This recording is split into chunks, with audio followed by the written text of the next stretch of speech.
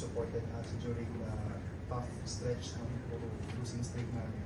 Bagyo na hindi namin maintindihan kung anong nag-hit. But to the kila Boss Al na nagtiwala sa amin. So credit lang din sa mga players namin na through adversity, we stick together. Kahit mahirap, but they still naniwala sila sa isa't isa. Thank you.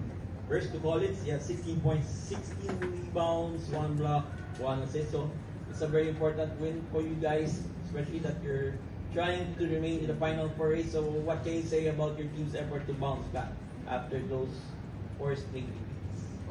First off, it's a good win.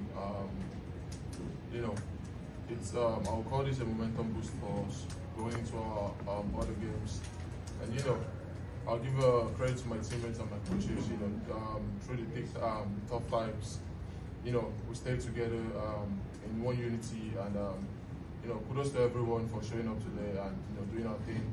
Hopefully, we're gonna come out in the other games, you know, and do our thing. That's it. Thank you. To Nick, you have 19 points, 5 rebounds, 3 assists, 1 steal, and last 6. So yun nga, being the leader of the team. So ano yung paano mo ninanalo yung team, especially itong dinaanan yung 4-game losing streak para makabalik kayo sa final 4 race?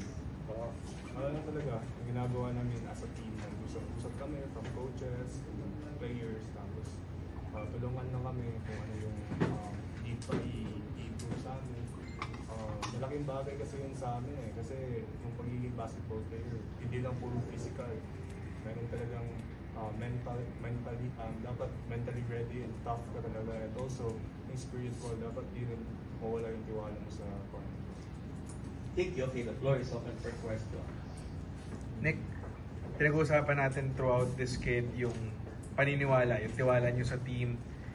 Kanina lamang na ng 27, pero can you just share us kung ano yung napag-uusapan niyo ng team, especially with that big rally na parang reminiscent nung slump ninyo? How did the team, in a way, come together to pull up this win, and especially moving forward with remaining games na the season? Ano lang, we need to be ready from first month to 16th month. Ano din, isa din yung ego. It's not about me, Nick Caballero. It's not about Colin Sakowe.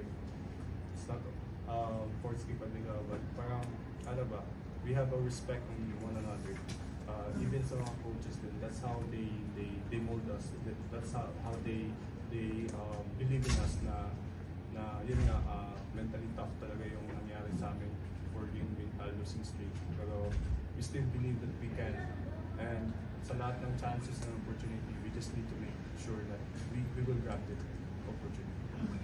For sure naman, alam niyo yung usap-usapan yun sa free throws na naging problema ng UST. And yun nga, napansin ng iba yung pre-game routine. Still hindi pa rin medyo maganda 24 to 39. But can you just share how are you addressing that concern? Especially importante rin yung mga laro.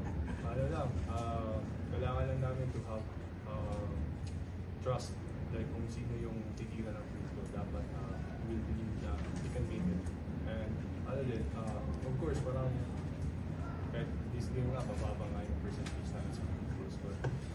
But even though ganun yung nangyari, we still believe na maangat namin yung comfort zone namin na yun nga, yung pagiging mahina sa free throws. Ano lang talaga, stick lang talaga kami kung ano yung routines namin, and yun, kung nakita nyo before the game kanina, we're just enjoying it, di ba? When we shoot free throws like that, malaki yun to boost our confidence in making those shots. How about you, Collins? Yeah. 6 of 10 this time from free throws? Relatively better percentage for you from the foul line. How are you, in a way, addressing that concerns for you in UST? Basically, last game I shot 10 for 20. So we've been working as a team in terms of free throw. It's not an individual effort. You know, after practice, before practice, we stay locked in, we shoot free throws together as a team, not individually. You know, we want that unity. We need to stay together during these tough times. And I'm kind of happy, you know, 24 for 39, still something, it's still progress at least.